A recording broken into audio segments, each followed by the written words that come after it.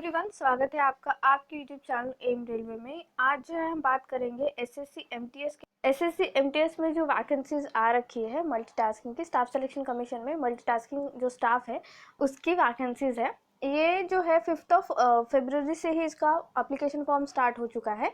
मैं थोड़ा सा रिसर्च कर रही थी इसके बारे में कि कौन सी बुक्स वगैरह बतानी है आपको, किस तरह से आपको पढ़ना है, वो सब कुछ बताना था, इसलिए थोड़ा सा टाइम लग गया। तो देखो, ये बहुत ही गोल्डन अपॉर्चुनिटी है उन बच्चों के लिए, अच्छी अपॉर्चुनिटी है उनके लिए जिन्होंने महाराष्ट्र पोस्ट ऑफिस के एग्ज़ाम में अच्छे से स्कोर नहीं कर रखा है और उन्हें लगता है कि इसी साल उन्हें अच्छी जॉब मिल जानी चाहिए। तो ये एक बेस्ट अपॉर्चुनिटी है, क्योंकि देखो इसमें डेट्स देखना सबसे पहले तो इम्पॉर्टेंट, यहाँ पे हमें एग्ज़ाम की डेट्स देख लेनी है, क्योंकि जो फॉर्म तो भरे जाते हैं बट एग्ज़ाम्स नहीं होती है तो फिर इंसान डिमोटिवेट हो जाता है। लेकिन यहाँ पे आपको सामने सामने ही डेट्स दिखाई दे रही है कि 1 जुलाई से लेके जो 20 जुलाई है वहाँ तक जो है वो स्पैन में पूरा CBT 1 हो जाएगा। एंड फिर नवंबर में जो है 21 नवंबर से ये एक काइंड ऑफ क्या कहते हैं उसे, प्रिडिक्टेड ही कह सकते हैं या फिर कंफर्म भी कह सकते हैं, इसके आसपास ही डेट होती है। ऐसा नहीं है कि बस उन्होंने कहा कि टेंटेटिव डेट है, इसका मतलब ये नहीं कि अगले साल तक ये डेट बढ़ेगी, नहीं, ऐसे कुछ नहीं होता है। एक 10-15 दिन का गैप आ जाता है, उससे ज़्यादा गैप नहीं ले सकते स्टाफ सिलेक्शन वाले। तो देखो 21 नवंबर से जो है आप लोगों का मेंस भी स्टार्ट हो जाएगा। तो सबसे पहले जान लो जो हमारा फॉर्म फिलअप करने का डेट है, कब स्टार्ट हो रहा है, 5 फरवरी से स्टार्ट हो चुका है, 21 मार्च तक जो है ये चलेगा। ठीक है, आपके पास टाइम है, बहुत ज़्यादा टाइम है। फॉर्म फिलअप कर देना, जल्दी फॉर्म फिलअप कर देना जैसे आपको वक्त मिलता है। तो अपना ये हो गया। फिर इसके बाद जो है इम्पॉर्टेंट, तो मैंने डेट बता दी है कि एग्ज़ाम का जो है डेट, ये इम्पॉर्टेंट है हमारे लिए सिर्फ और सिर्फ। ठीक है, एक तो एप्लीकेशन फॉर्म फिलअप करने की डेट, लास्ट डेट, एंड जो हमारे एग्ज़ाम डेट, ये देख लिया हमने। अब देखो वैकेंसीज कितनी होगी। तो जिस तरह से अभी फ़िलहाल तो ये लोग कभी भी वैकेंसीज डिक्लेयर नहीं करते कि कितनी वैकेंसी है। कब डिक्लेयर की जाती है, जब पूरी प्रोसीजर ख़त्म हो जाती है, लेकिन आपका मेंस हो जाएगा, आपका ज्वाइनिंग आ जाएगा, फिर ये एक काइंड ऑफ सर्कुलेशन निकालते हैं कि उस टाइम ये इतनी इतनी वैकेंसी थी। जैसे कि पिछले साल कितनी वैकेंसी थी, अप्रोक्सीमेटली 8,000 to 9,000 के आसपास वैकेंसीज थी। तो इस बार भी हम ऐसा प्रिडिक्ट कर सकते हैं, अप्रोक्सीमेटली 9,000 प्लस ही वैकेंसीज होंगी। तो आपके पास बहुत अच्छी अपॉर्चुनिटी है, आपको आपके स्टेट में ही जॉब करने को मिलेगा।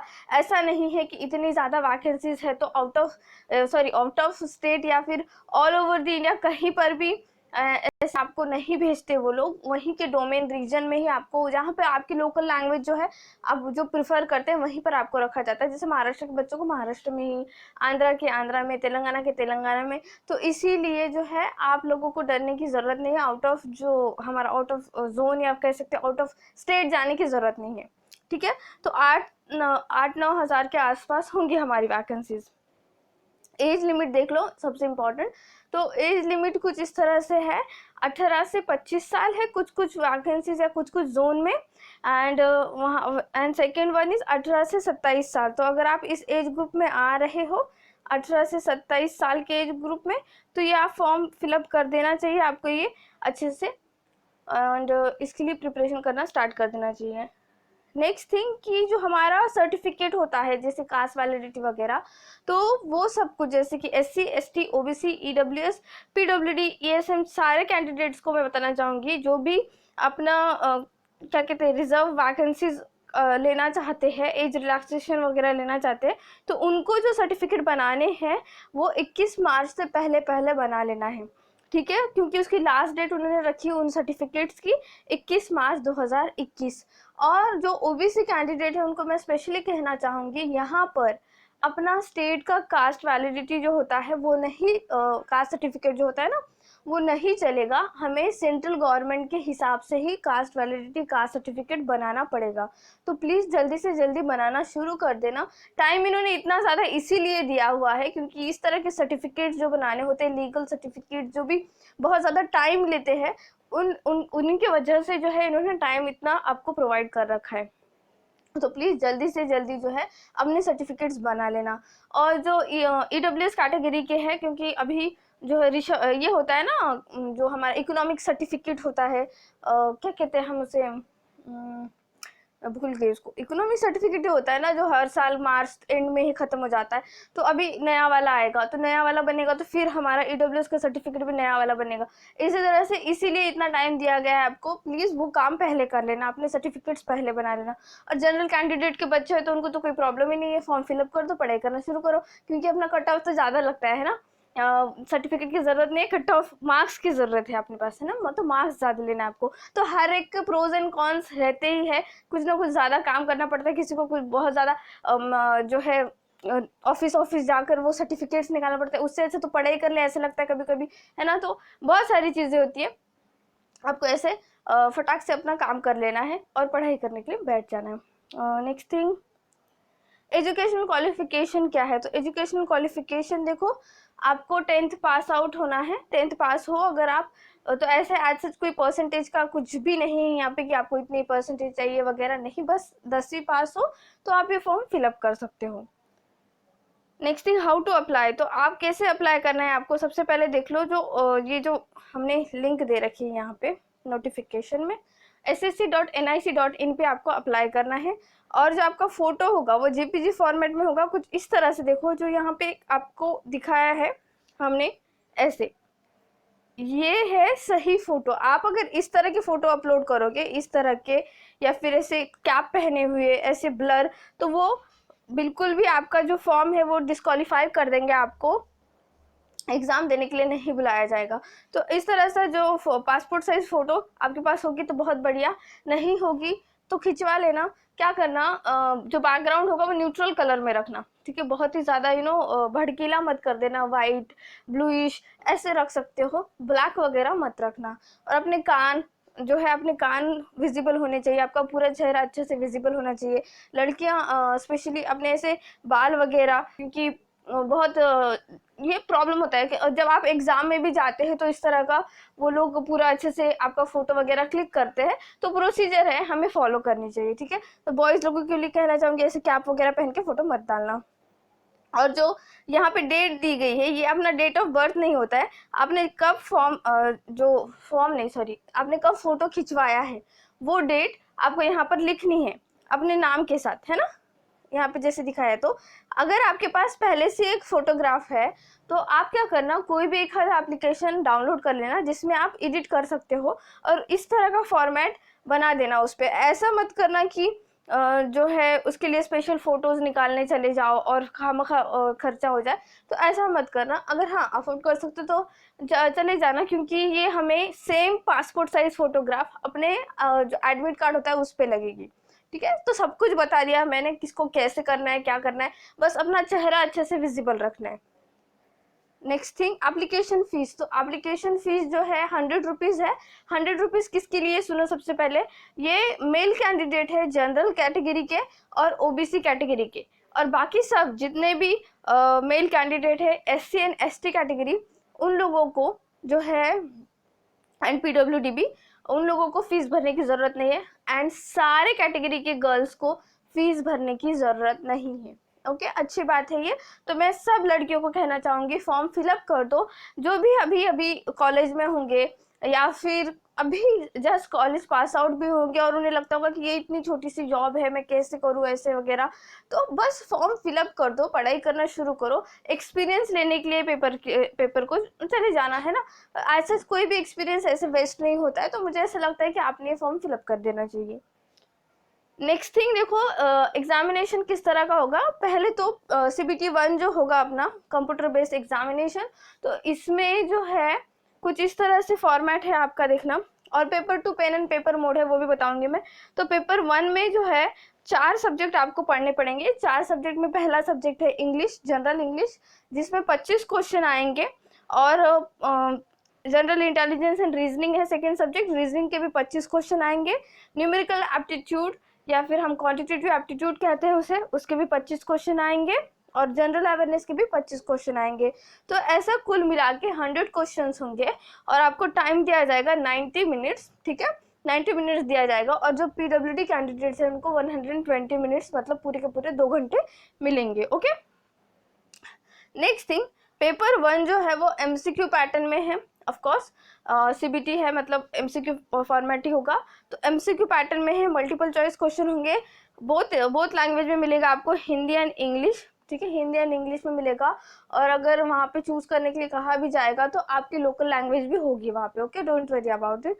नेक्स्ट थिंग, यहाँ पर निगेटिव मार्किंग है जो कि इंपॉर्टेंट है बच्चों के लिए जानना। निगेटिव मार्किंग है, 1/4 निगेटिव मार्किंग है। यहाँ पर आपका एक रॉन्ग होता है तो एक भी क्वेश्चन रॉन्ग होता है तो 0.25 मार्क्स डिडक्ट किए जाएंगे, जो राइट क्वेश्चन आए हैं, राइट आपने आंसर मार्क किए हैं, ठीक है। तो इस तरह से आपको जान लेना है ये सब कुछ, ठीक है। नेक्स्ट थिंग, जो पेन एंड पेपर मोड में होगा एग्जाम, जो डिस्क्रिप्टिव पेपर है वो 50 मार्क्स के लिए है, जिसमें आपको एक तो शॉर्ट एसे लिखने के लिए बोलेंगे या फिर शॉर्ट लेटर लिखने के लिए बोलेंगे। जो बच्चे अभी महाराष्ट्र जो पोस्ट ऑफिस का प्रिपरेशन कर रहे हैं, सीबीटी 2 के लिए जो प्रिपेयर कर रहे हैं, उन लोगों को तो एक प्लस पॉइंट ही मिल जाएगा यहाँ पे। उन लोगों ने भी फॉर्म फिलअप कर देना चाहिए, क्योंकि सीबीटी 1 तो आपकी क्लियर हो ही जाएगी, और जो अभी आप सीबीटी 2 के लिए प्रिपेयर कर रहे हो वो यहाँ पर भी काम आ जाएगा। तो आज से ज़्यादा मेहनत लेने की ज़रूरत नहीं पड़ेगी। आपको भी ऐसे लिखना है, यहाँ पर भी ऐसे या फिर लेटर राइटिंग लिखनी है, ठीक है। तो इसमें क्या है ना, बच्चों को बस एक ही प्रॉब्लम आ सकता है कि कौन सी लैंग्वेज में लिखना होगा हमें, क्या सिर्फ और सिर्फ इंग्लिश में लिखना होगा ऐसे या लेटर, या फिफिर कोई और लैंग्वेज या सिर्फ हिंदी में। तो देखो यहाँ पर जो है आपको शेड्यूल 8 में जितने भी हमारे लैंग्वेजेस दिए गए हैं, 22 languages and 1 Nepali also 2, but Nepali तो हमें लिखनी नहीं है, बट जितने भी लैंग्वेजेस दे रखे हैं हमारे पूरे स्टेट के, उसमें से अगर आप कोई भी लैंग्वेज बोलते हो तो आप उस लैंग्वेज को प्रेफरेंस दे सकते हो डिस्क्रिप्टिव पेपर में, ठीक है। मतलब जैसे महाराष्ट्र के लोग मराठी को प्रेफरेंस देंगे, उसी तरह से आंध्रा के लोग, साउथ इंडिया के लोग, सारे मतलब अपने अपनी लैंग्वेज को प्रेफरेंस देंगे। तो आप अपने लैंग्वेज में ये फॉर्म नहीं, ये पेपर लिख सकते हो डिस्क्रिप्टिव का। तो डरने की जरूरत नहीं है, इसलिए मैंने कहा पहले ही कि महाराष्ट्र पोस्ट ऑफिस के जो बच्चे प्रिपरेशन कर रहे हैं उनको सोने पे सुहागा अपॉर्चुनिटी है ये, क्योंकि उनको ज़्यादा पढ़ने की ज़रूरत ही नहीं है। जो अभी पढ़ रहे हैं वही काम आने वाला है इनको आगे नवंबर में, ठीक है। तो ये सब क्लियर आउट हो गया। नेक्स्ट थिंग जो है, सिलेबस देखो कुछ इस तरह से। इंग्लिश लैंग्वेज का सिलेबस जो है, इसमें ग्रामर आएगा, नॉर्मल हमारा ग्रामर आएगा, वोकैबुलरी होगी, सिनोनिम एंटोनिम होगा, करेक्ट यूजेस, नरेशन वगैरह, सारा हमारा पूरा हमको जो ग्रामर है वो पढ़ना पड़ेगा। मैं एक वीडियो बना दूंगी कि इसकी क्या आपकी स्ट्रैटेजी होनी चाहिए उसके ऊपर, ठीक है, कौन सी बुक्स लेनी है इसके बारे में बना दूंगी। बस डिस्क्रिप्शन नहीं, कमेंट सेक्शन में कमेंट करके बताना मुझे प्लीज़ कि आपको सच में ऐसा वीडियो चाहिए या नहीं, क्योंकि मैं वीडियो बना तो देती हूँ, बच्चे फिर उसको देखते नहीं, मुझे डिमोटिवेट फील होता है, ठीक है।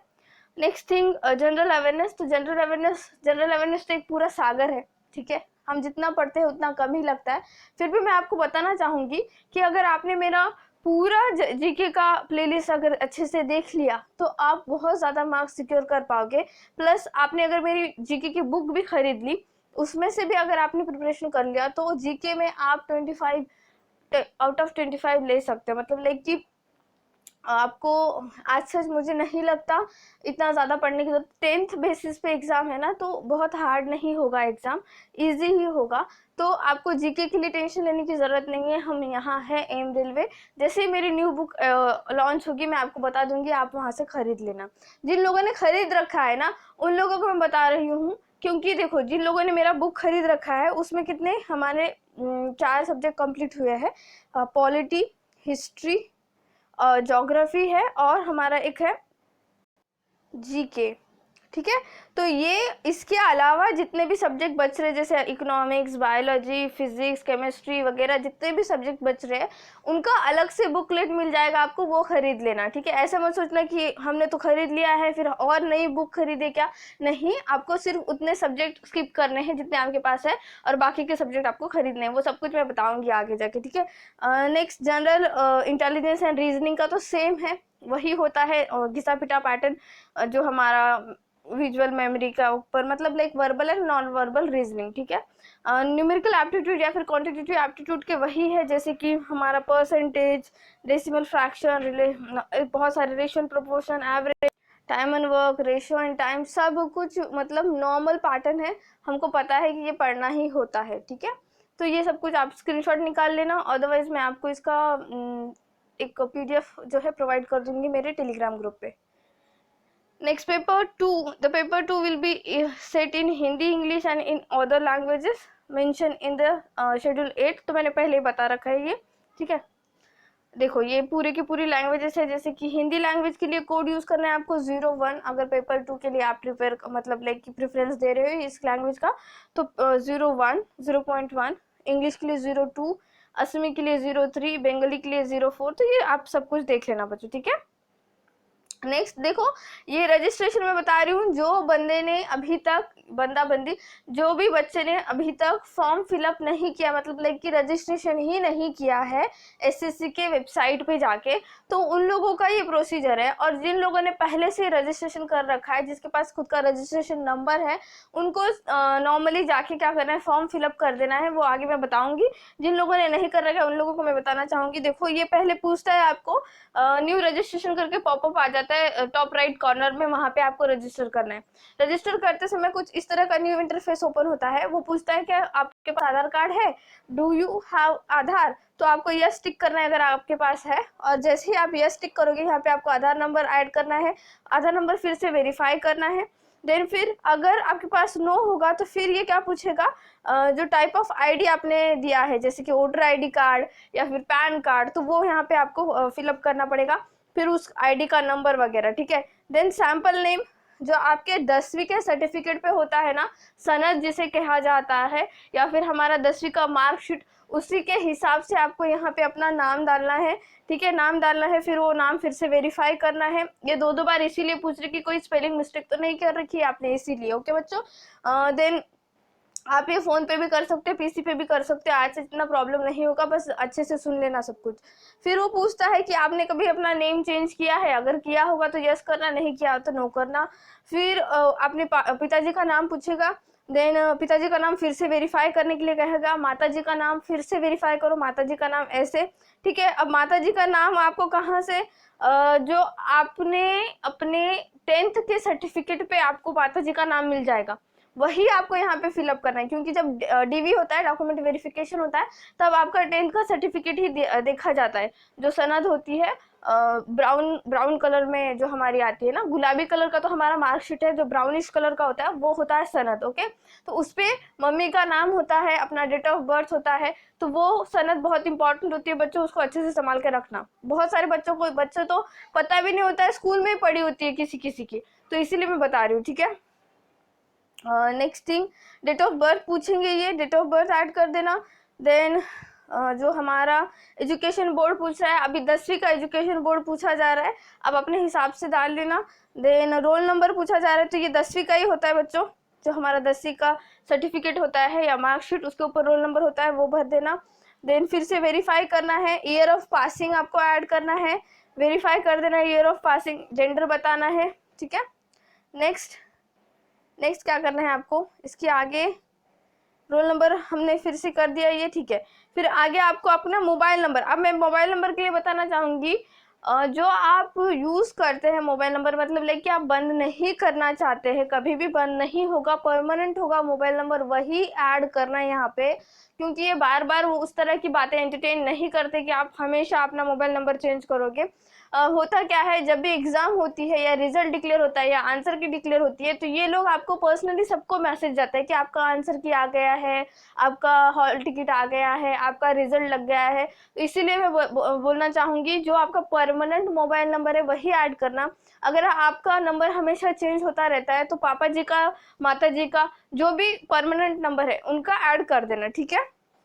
नंबर ऐड कर दिया, मोबाइल नंबर ऐड कर दिया। फिर ईमेल आईडी की भी वही बात है, परमानेंट ईमेल आईडी एक रख देना, जो कि बस इसी के लिए, एग्जामिनेशन के लिए आप उपयोग करना चाहोगे, वो ईमेल आईडी आपको यहाँ पे जो है फिलअप कर देना है। एंड देन फिर सेव कर देना है। सेव करने के बाद जो है आपको नेक्स्ट प्रोसीजर शुरू होगा। ये कुछ इस तरह से कैटेगरी पूछा जाएगा, आपको कैटेगरी आपने सेलेक्ट कर लेना है, उसको वेरीफाई करना है, नेशनलिटी पूछेंगे, एंड देन आइडेंटिफिकेशन मार्क अगर कुछ होगा तो ऐड कर देना, अदरवाइज मुझे नहीं लगता, most of time identification marks नहीं आपको जो है ऐड करना चाहिए, क्योंकि वहाँ पे जब डीवी वगैरह होता है या मेडिकल होता है तो वहाँ पे चेक करते हैं वो लोग और बोलते हैं कि ये कोई आइडेंटिफिकेशन मार्क नहीं है। ठीक है। ऐसे कोई भी आप ना छोटा सा ऐसे मोल वगैरह होगा चेहरे पे तो आप उन्हें वो ऐड करते हैं, जरूरत नहीं है, मत करो, नहीं बोल के डाल दो बस, ठीक है। देन अगर आप पीडब्ल्यूडी कैंडिडेट है तो ये पूरा आपको ये फिलअप करना है बच्चों, ठीक है। नेक्स्ट, जो आप स्टेट या यूनियन टेरिटरी कौन से स्टेट से, आप सेंट्रल गवर्नमेंट की है ये पूरी एग्जामिनेशन, तो आप अपना स्टेट यूनियन टेरिटरी जो है यहाँ पे ऐड करना है, ठीक है। पिन कोड ऐड करना है अपना, देन एड्रेस पूरा ऐड करना है, एड्रेस सही एड्रेस डालना, क्योंकि जो हमारा ज्वाइनिंग लेटर होता है वो हमारे घर पे ही आता है, इसीलिए अगर आप कहीं अलग जगह रहते, मतलब हॉस्टल में रहते हो और माताजी पिताजी कहीं अलग जगह रहते तो माताजी पिताजी का ही एड्रेस देना, परमानेंट वाला, ठीक है, ऐसे करना। देन ये पूरा हो गया फॉर्म फिलअप, फिर यहाँ पे आपको सबमिट कर देना है, ठीक है। सबमिट कैसे करना है, आई अग्री करके यहाँ पे टिक करना है एंड देन सबमिट करना है। तो आई अग्री मतलब क्या, जो भी मैंने इन्फॉर्मेशन दे रखी है आपको वो पूरी की तरह पूरी राइट है, अगर कुछ भी रॉन्ग होता है तो फिर मुझे डिस्क्वालीफाई कर देना कुछ इस तरह से, ओके। फिर अब ये शुरू होता है रजिस्ट्रेशन करने का बाद का फॉर्म। तो इसमें आपको फिर से वही अपना नाम डालना है, ठीक है। अगर आपने नेम चेंज कर रखा होगा तो वो यहाँ पे फिलअप करना है, नहीं तो नहीं, ठीक है। फिर बाद में मम्मी का नाम, फादर माताजी का नाम, पिताजी का नाम आपको यहाँ पे ऐड करना है। Then date of birth and फिर आपकी एज क्या है उस तारीख पर। देन आपका जेंडर, कैटेगरी सब कुछ आ जाएगा यहाँ पे, ऑलरेडी फिलअप होके आ जाता है। देन फिर पर्सन अगर डिसेबल है तो यस होगा, तो फिर अभी वो कौन सा टाइप है वगैरह वो सब कुछ आपको इसमें ऐड करना है। देन आइडेंटिफिकेशन मार्क वगैरह, देखो मैंने कहा ना कि आइडेंटिफिकेशन मार्क अगर नहीं होगा तो मत डालना, मुझे नहीं लगता होगा तो भी मत ऐड करना, सच में मत ऐड करना, ठीक है। फिर 10th का सर्टिफिकेट के बारे में पूछा जाएगा, फिर उसके मार्क्स पूछे जाएंगे, ठीक है। रोल नंबर पूछा जाएगा, कब पास हुए थे वो पूछा जाएगा। Then preferences of examination centre, हाँ ये इंपॉर्टेंट है, देखो अपना एग्जामिनेशन सेंटर आपको ये कहाँ पे मिलेगा, अपने आसपास के सिटीज ही ढूंढ लेना और वही ऐड करना। नोटिफिकेशन में एग्जामिनेशन सेंटर दिए गए हैं, नोटिफिकेशन हो सके तो मैं अपने टेलीग्राम ग्रुप में ऐड कर दूंगी, वहां से आप डाउनलोड कर लेना, या फिर हो सके तो मैं डिस्क्रिप्शन बॉक्स में दे दूंगी, ठीक है। नेक्स्ट, एक सर्विसमैन है या नहीं, अगर है तो फिर पूरी ये फॉर्म जो है इंफॉर्मेशन आपको फिलअप करनी है। एंड देन फिर यहाँ पे पूछा जा रहा है कि एसएससी जो है, जो आपका स्कोर है वो बताना है यहाँ पे, ठीक है। या फिर सॉरी, ये स्क्राइब जो पीडब्ल्यूडी कैंडिडेट है उनके लिए है ये सब कुछ, ये आपको यहाँ पे फिलअप करना है बच्चों। Then cities codes given to preferences by the candidates, तो देखो ये कुछ कोड ऐसे हैं लाइक कि आपको कहाँ पे जॉब करनी है काइंड ऑफ, ठीक है। जैसे महाराष्ट्र का कोड क्या दिया गया है यहाँ पर, देखो महाराष्ट्र कहाँ गया है, एम से महाराष्ट्र आना चाहिए था, तो ओके 29 नंबर पे 4 दिया गया है कोड, ठीक है, 4 दिया गया है कोड, तो कुछ इस तरह से है ये कोड, देख लेना आप बच्चों। देन हाईएस्ट, आपने जो हाईएस्ट क्वालिफिकेशन क्या है आपकी, किसी की ग्रेजुएशन कंप्लीट हो सकती है या फिर कोई सिर्फ और सिर्फ अभी फिलहाल 10वीं हुआ है, तो वो उस तरह का आपको फॉर्म फिलअप कर देना है बच्चों, ठीक है। आपको आगे की प्रोसीजर पता चली जाएगी।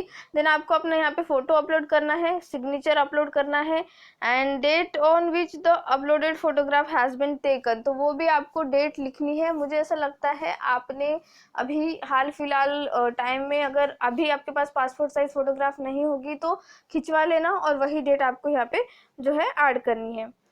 नेक्स्ट फिर यही आपको पॉपअप में आई अग्री करना है, आई अग्री करके जो आपको कैप्चा दिखाई दे रहा है, जो भी आपका कैप्चा दिखाई देगा वहाँ पे वो ऐड करना है एंड देन सबमिट कर देना है, ठीक है। तो इस तरह से ये फॉर्म फिलअप हो जाएगा एंड वो पूरा देख लेना वीडियो अच्छे से, और कोई भी प्रॉब्लम आता है तो कमेंट सेक्शन में कमेंट करना, मैं वहाँ पे आपका कमेंट का रिप्लाई दे दूंगी, ठीक है। Thank you so much for watching, please subscribe my channel, share this video, like this video and please keep revising, thank you.